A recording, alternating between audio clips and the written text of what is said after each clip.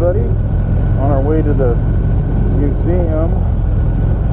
I think from there we're going to take a bus over to the Juneau factory facility and see what that's all about.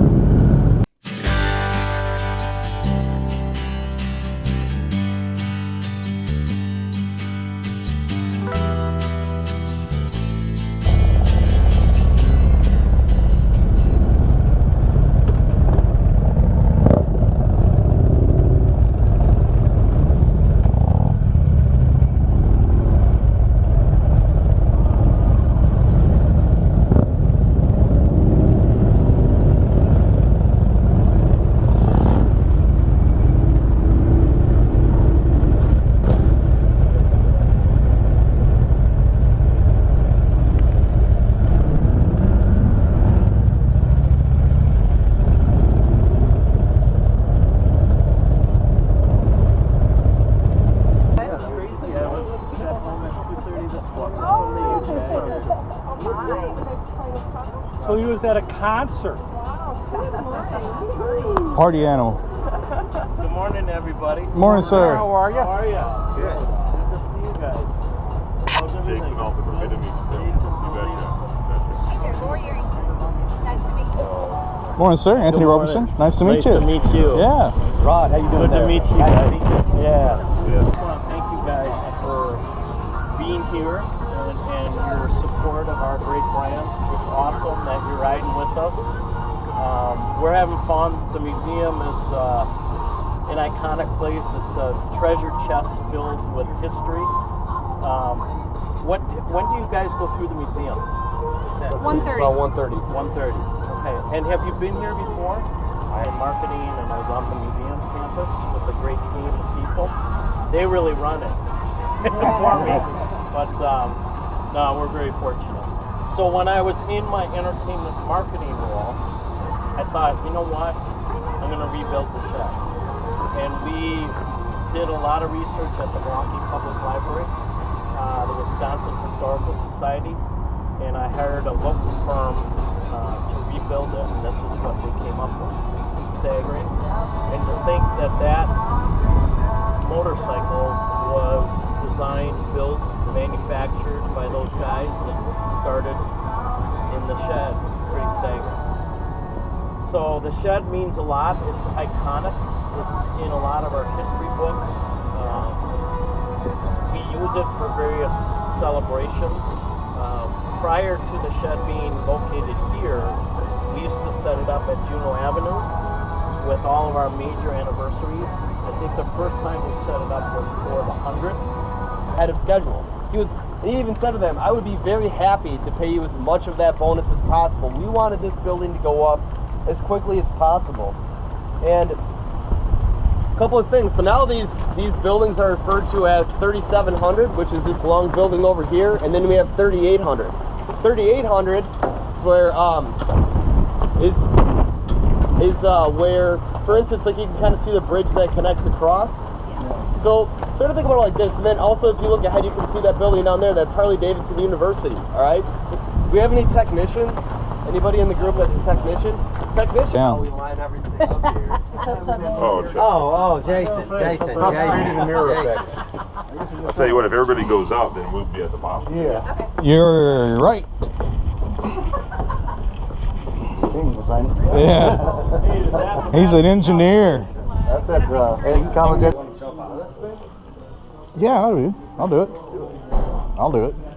Heck yeah. Sweet. This is my first time conducting an indoor jump start. So what do we do? Let's jump on this thing, man. Saddle up, right? Let's ride. Are you going to do it or you want me to? Jump on. Okay, cool. It's all you. I think I got to close this door though. Yeah, I would think so. Probably noisy, wouldn't it? I like how they did the primer red. So I'm doing Riders Academy this summer. Awesome. I'm going to try to get on one. I'm looking at Iron 883. They make the same color. And I think Yeah. when I saw the one that we had at our jump start at the museum, I was like, I think that's... And the Iron 883 would look really cool if you did like a kind of the reddish brown leather type saddle to it. Oh, yeah. That would set it off even more. So what do we do? Just start it? Or? Let's see if we... Gear. Here we go. Sorry. I think you pretty much know what to do, but just try not to rev it up too much here. I don't want to get us in any trouble. But now go ahead and fire it up. All right, and go through the gears. All right.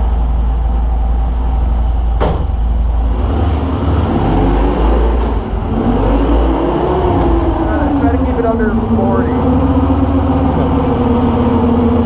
You can feel it buck on that dynometer. Oh yeah. Yeah, that's pretty cool.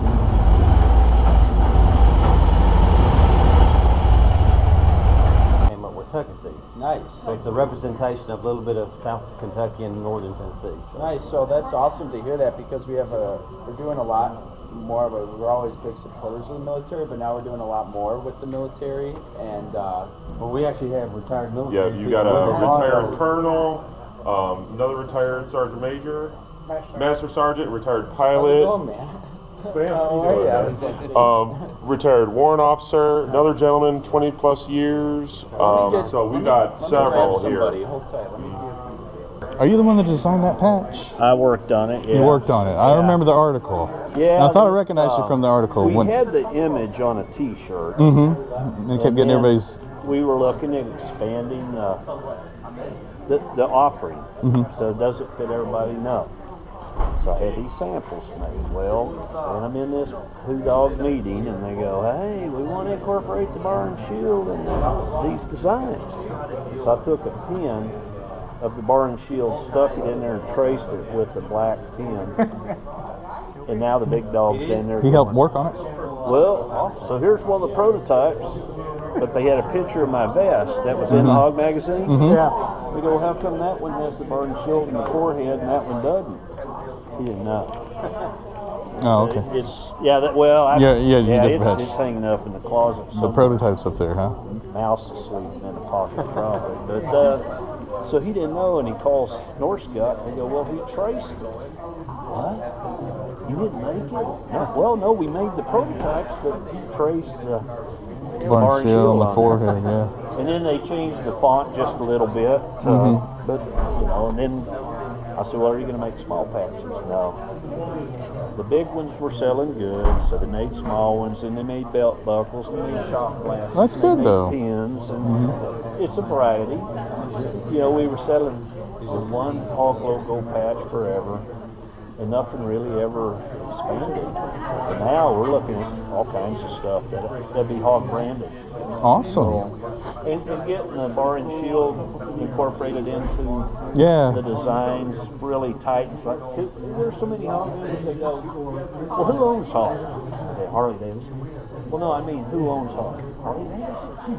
They think it's like some guy that's sitting somewhere in Michigan making cards and answering. No.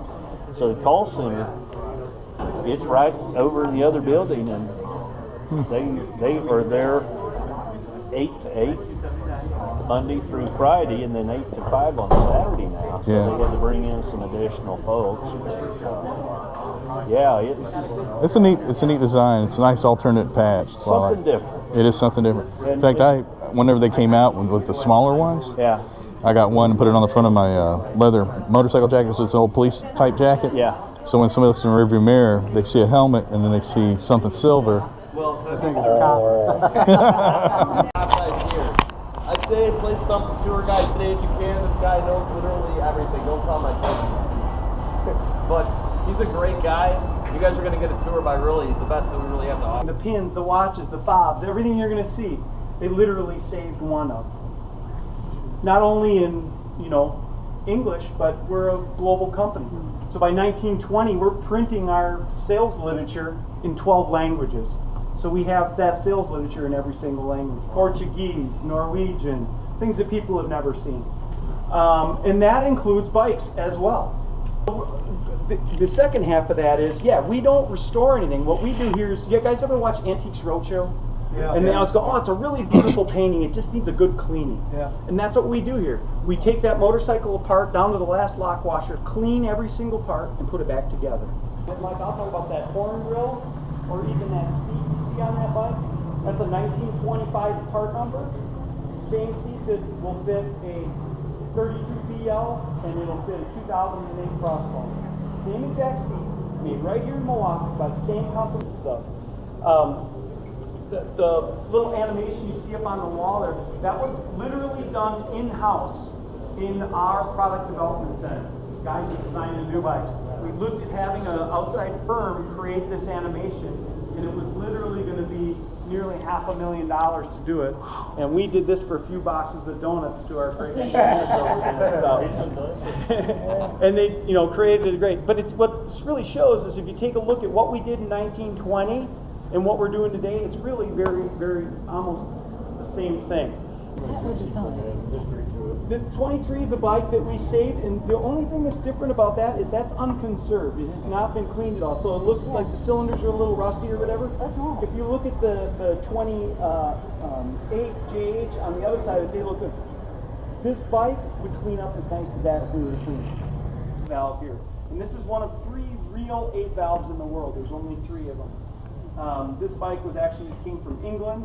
It was raced by a fellow by the name of Freddie Dixon, and he won the 1923 championship over there at Brooklands, and there's this 100-mile-an-hour lap pin there in the casing and his Class A trophy.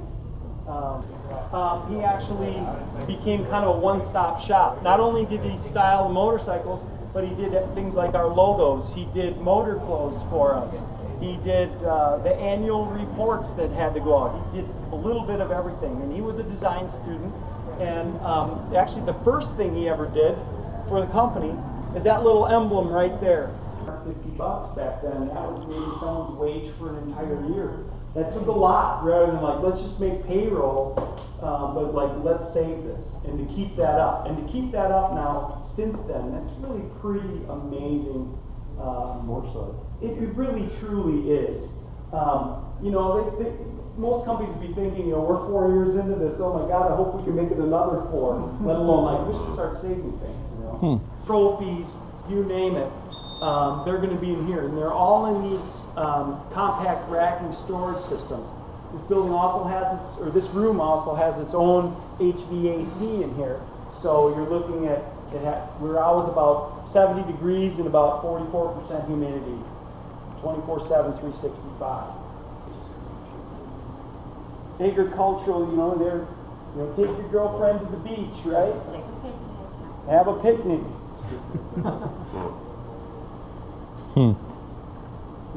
Women on the motorcycle, right? We talk now about women riders, it's an untapped market.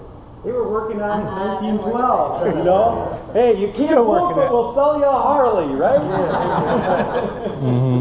Company the right way and be able to be successful at their job. Same thing with service manuals, parts manuals, publications, the enthusiast.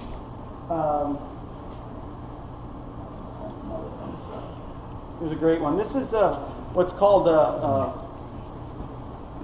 Harley-Davidson 4-car. Everybody thinks the new Can-Am is a new idea. We did it in 1915. We had 2 wheels in front, a delivery box, and you could do it. But look what they're selling against. Don't buy a Harley. It's got a lot more orange than black. You buy a truck, it's going to cost you more. Or you got horses, your cost of operation, your upkeep.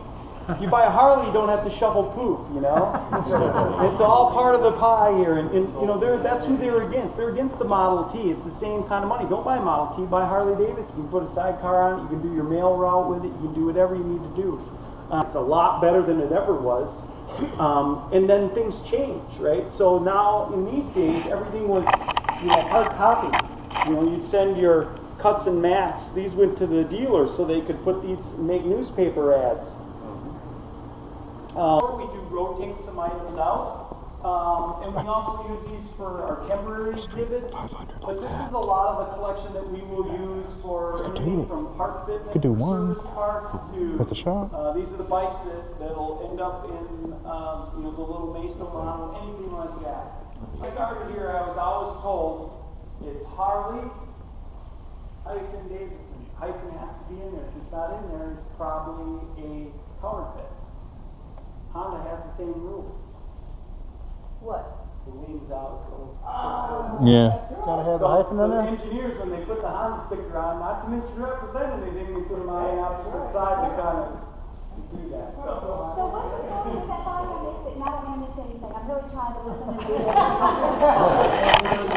So this was the first running prototype fuel blast. Okay. And so